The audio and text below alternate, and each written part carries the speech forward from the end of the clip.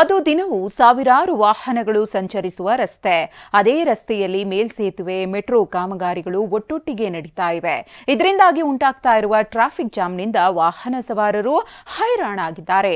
ಏರ್ಪೋರ್ಟ್ಗೆ ಹೋಗೋರ ಪಾಡಂತೂ ಹೇಳತೀರದಾಗಿದೆ.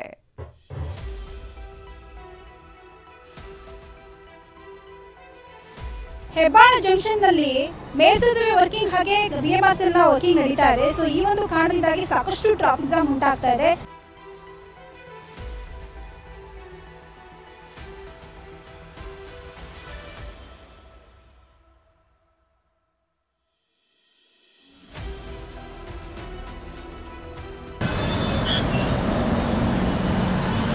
ಹೌದು, ಏರ್ಪೋರ್ಟ್ ರಸ್ತೆಯಲ್ಲಿ ಸವಾರರು ಪಡುತ್ತಿರುವ ಸಂಕಷ್ಟ ಅಷ್ಟಿಷ್ಟಲ್ಲ.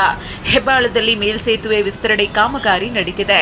BMRCLನ ಕಾಮಗಾರಿಯು ಪ್ರಗತಿಯಲ್ಲಿವೆ. ಇದರಿಂದಾಗಿ ಹೆಬ್ಬಾಳ ರಸ್ತೆಯಲ್ಲಿ ನಿತ್ಯ ಟ್ರಾಫಿಕ್ ಜಾಮ್ ಉಂಟಾಗ್ತಿದೆ. ವಾಹನ ದಟ್ಟಣೆ ನಿಯಂತ್ರಿಸೋಕೆ KR-ಪುರಂ ರ್ಯಾಂಕ್ನಿಂದ ಹೆಬ್ಬಾಳ ಸೇರಿದಂತೆ 8 ಮಾರ್ಗಗಳಲ್ಲಿ ಬದಲಾವಣೆ ಮಾಡಲಾಗಿದೆ.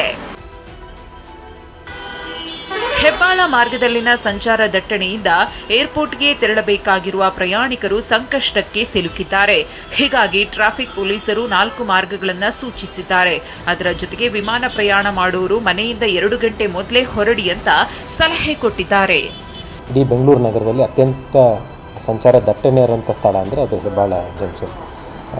ಬೆಳಗಿನ ಪೀಕ್ ಅವರಲ್ಲಿ ಸುಮಾರು 1 ಗಂಟೆಗೆ 30,000 ವಾಹನಗಳು ಸಂಚರಿಸ್ತವೆ ಔಟರ್ ರಿಂಗ್ ರೋಡ್ ಮತ್ತು ಎಲಿವೇಟೆಡ್ ಕಾರಿಡಾರ್, ಏರ್ಪೋರ್ಟ್ ಕಾರಿಡಾರಲ್ಲಿ. ಏಪ್ರಿಲ್ ತಿಂಗಳಿಂದ BDA ವತಿಯಿಂದ ಒಂದು KR-ಪುರಮಿಂದ ಬರೋ ಲೂಪನ್ನು ಅವರು ರಿಪೇರಿ ಪ್ಲಸ್ ಹೊಸದಾಗಿ ಒಂದು ರ್ಯಾಂಪನ್ನು ನಿರ್ಮಾಣ ಮಾಡ್ತಾಯಿದ್ದಾರೆ. ಈಗ ಮೊದಲು ನಮಗೆ ಹೆಬ್ಬಾಳ ದಾಟೋದಕ್ಕೆ 8ರಿಂದ 12 ನಿಮಿಷ ಬೇಕಾಗ್ತಾಯಿತ್ತು.